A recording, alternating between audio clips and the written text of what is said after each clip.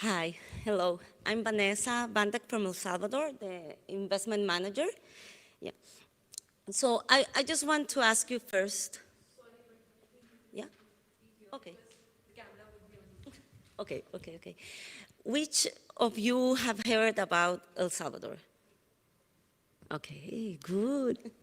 I want to present a little bit about the country and how we are changing the history of El Salvador, because normally when I said I'm Vanessa from El Salvador, they attach the name with insecurity, with violence.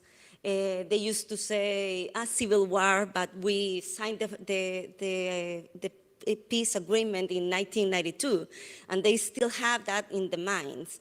And with this new government, the name is New Ideas, we have one of the youngest presidents in the world, and he's willing to change El Salvador, change the perception, and these are some of the whys El Salvador. El Salvador is an open door to the world. We have signed a lot of free trade agreements. We have a high productivity and work ethics, a friendly business climate, and commitment to sustainable development, and quality of life beyond expectations. We are going to see each of these points. An open door to the world. As I mentioned, we have signed a lot of free trade agreements with a lot of countries, around 42 countries in the world. So that gives us a potential market of 1.2 billion consumers in the world. That's why these are impacting the exports of El Salvador. We are a platform to export to these markets that we have signed, and these are some of the products that we export. So you can see apparel and textiles is one of the tops, is representing the 40% of the exports of El Salvador. And the top markets are Central America and United States, but also we are growing and try to expand the markets that our companies are already exporting. Also, we are very good in services. It's one of the sectors that have been growing a lot, even during the pandemic. We have digital services over there, BPOs, call centers, software development, and that's some of the services that we export, and also maintenance and repair. We have one of the best companies for maintenance and repair of airplanes in El Salvador for more than 30 years, and they have been growing a lot. That is some of the things that makes us different in the region in Central America. How we connect to the rest of the world? Well, we said El Salvador is the center or the heart of the Americas. We literally we are in the middle of Central America, and we have a lot of connections through plane and through maritime routes. And El Salvador is very small. It's just 21,000 square kilometers, but we have a lot of population, 6.7 million Salvadorians. And one of the things that El Salvador is targeting right now is how we connect to the world and how we connect also inside of the country. We are investing a lot in roads, in ports, in the airports, and also we have a lot of infrastructure that is competitive, like, for example, free zones that companies can establish over there. In terms of this is the World Economic Forum, and ranks El Salvador among the best in terms of infrastructure. In infrastructure general, that includes telecommunications, ports, airports, roads. We are the second in Central America and number one in road connectivity. We are working a lot in that because we want to promote and we want to be a hub for logistics. How we connect to the rest of the countries in Central America.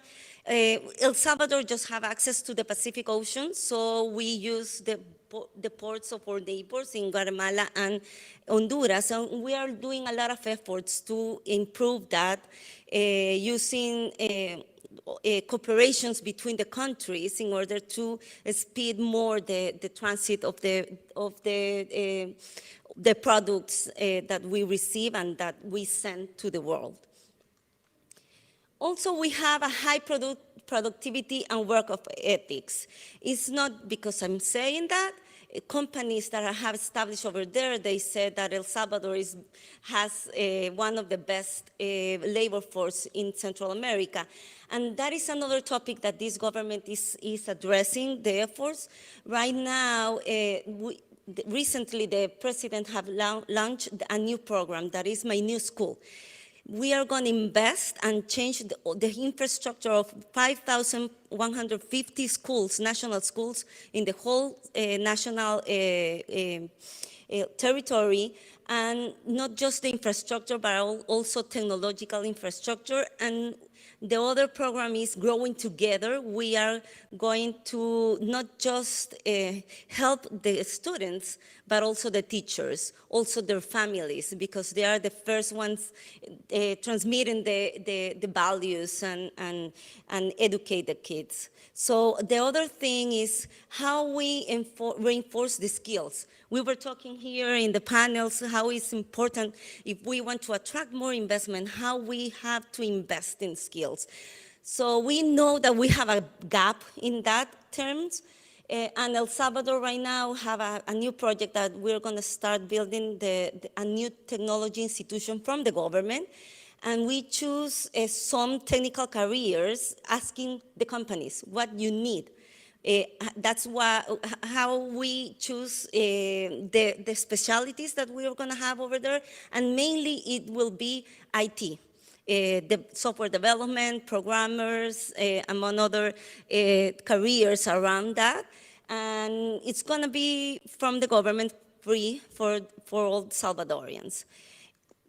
Also, during the pandemic, we invest in technology. We give to all the students that are assigned in the national institutions a laptop or a tablet, to reduce also the gap of technology that we have as a country. And one of the things that I want to address here is how we are improving in the English skills. We receive a lot of, as I mentioned, a lot of call centers, BPOs, ITOs, also the companies that made the maintenance of airplanes, they need English. So we have addressed this in terms of a lot of institutions that have been in place in El Salvador, teaching English in a high level. So now, for example, in this rank, put El Salvador as the second country with the highest level of English in Central America. These are some of the things that the companies said regarding how the labor force of El Salvador have helped them to grow in the country. And also, it's not just the labor force, it's how El Salvador is friendly for business. So here is some of the ranks that we put regarding that FDI Intelligence put El Salvador as the most cost-effective location in Central America. And also ECLAC said that the country is the greatest recovery in exports in Central America after COVID. We have done a lot of effort to try to help all the companies in El Salvador during the pandemic and after the pandemic in order to help them to go to advance and grow, even all the bad things that they suffered during that times. Here it says that we are also the most business-friendly location in the region. El Salvador has ranked as the least complex country to do business in Latin America and among the top 10 countries worldwide. We offer our partners the US dollar as a legal tender. We dollarized the economy in 2001.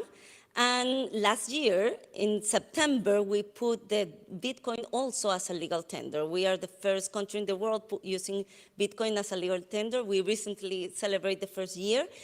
And this put us in the map. Now, if I say, Vanesa, I'm from El Salvador, most of the people say, Bitcoin. It's positive at the end. It's part of the change of perception that now they are having, and say, okay, where is El Salvador? Why they are doing that?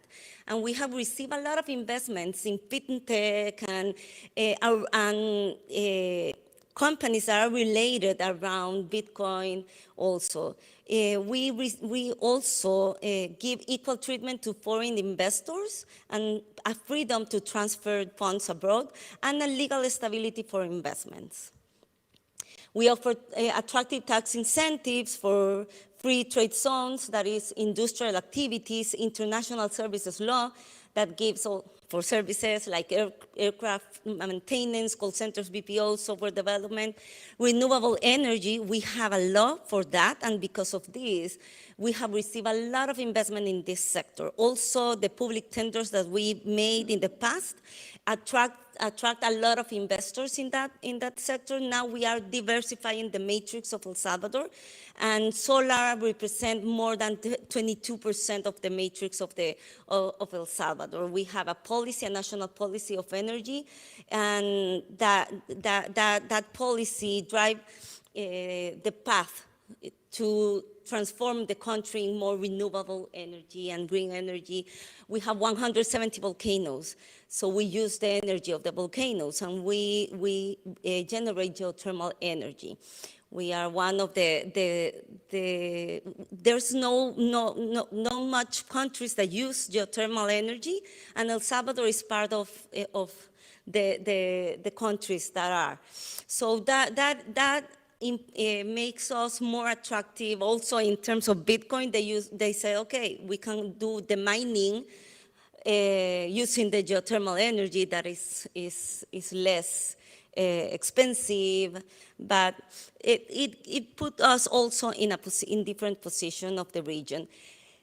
Because of all of this, we have received a lot of investments in the country. There's buyer, but just for distribution, I want to make them to decide to do another project in El Salvador.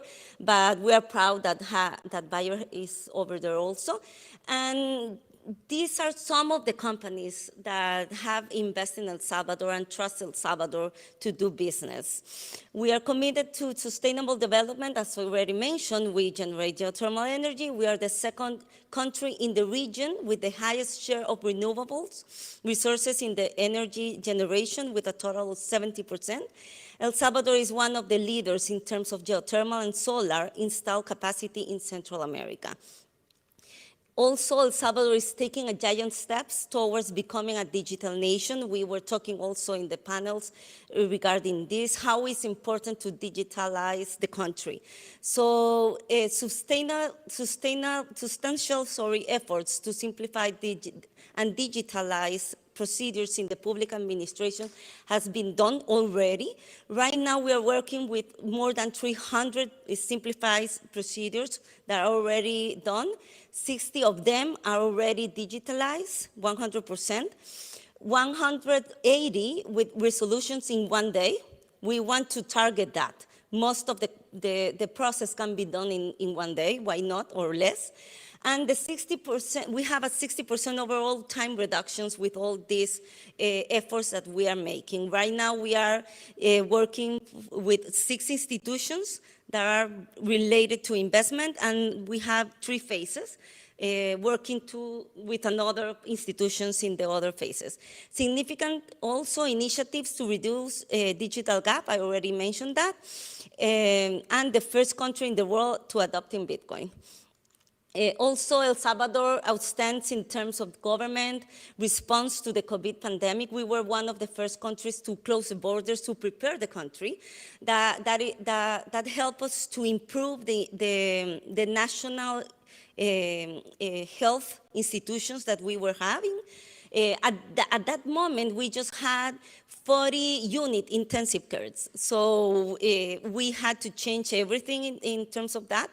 And now we recognize as the best country in Central America and the second in Latin America in the successful of management of the pandemic. Well, this is in terms of the doses. We already have vaccinated most of the population, and we built a new facility just for that. Now the facility is using for offices of the government because we did a good job in that terms. And quality of life beyond expectations. According to the international survey, El Salvador is the Latin American country with the lowest rate of robberies and assaults. As I mentioned, normally they said violence when I said El Salvador. These have been changed a lot. This government has implemented a lot of things to control the violence that we used to have. And in the year 2021, we closed as the safest year in record in our country. And El Salvador is no longer in the ranking of the 50 most violent cities in the world. When we start this program to address this violence, we were the second in the 50 countries. So now we are not longer in this rank. Because of all the efforts that as a country we have done in these years. It's just 3 years that have passed this government.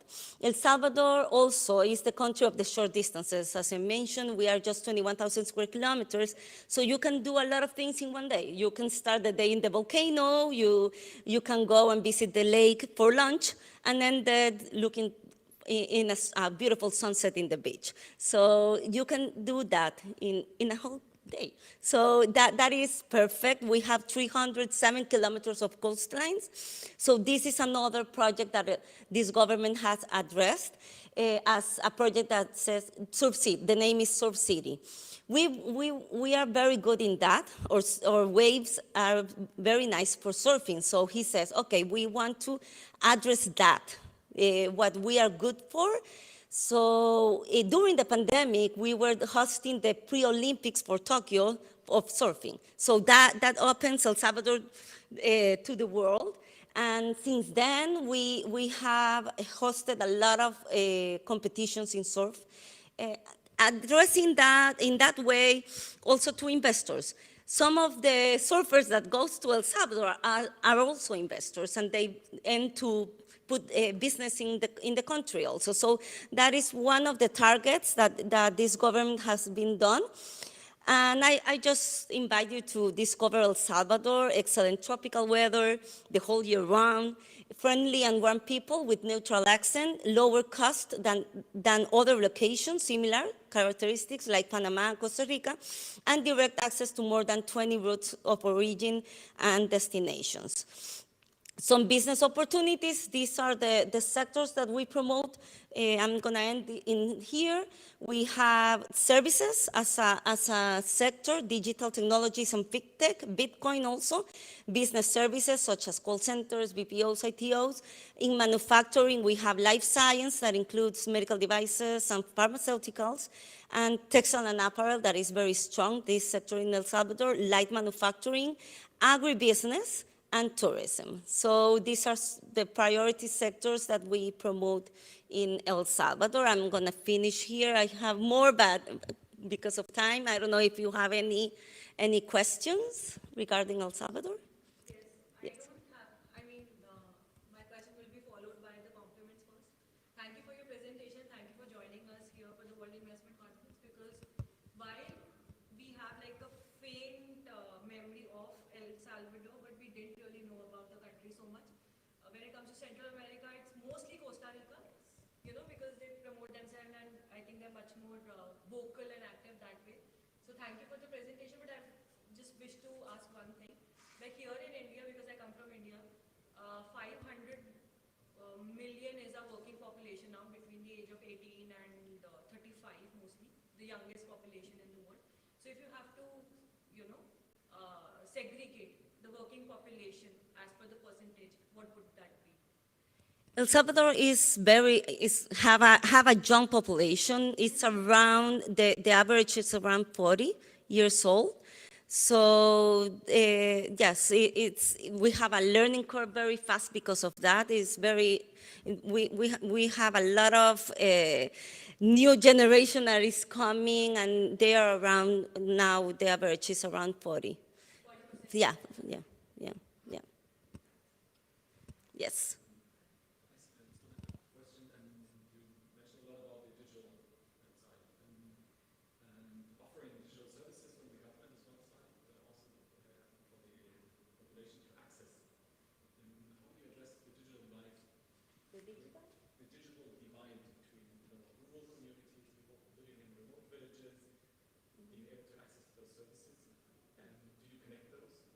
Yeah, we are trying to improve a lot the connectivity in terms of also telecommunication. And for example, during the pandemic, for the vaccines doses, we create an app, an application. And all Salvadorians that wants to access to the vaccine, they use the application to receive the vaccines. And part of that is also the efforts of giving the technology to them. To have the access of that technology. We are working together also with collaboration of the energy sector and the telecommunication sector also to fulfill the gaps of telecommunication and access of internet around El Salvador. But there's still efforts to do, but we are working on that. Yeah, we're working on that. Thank you.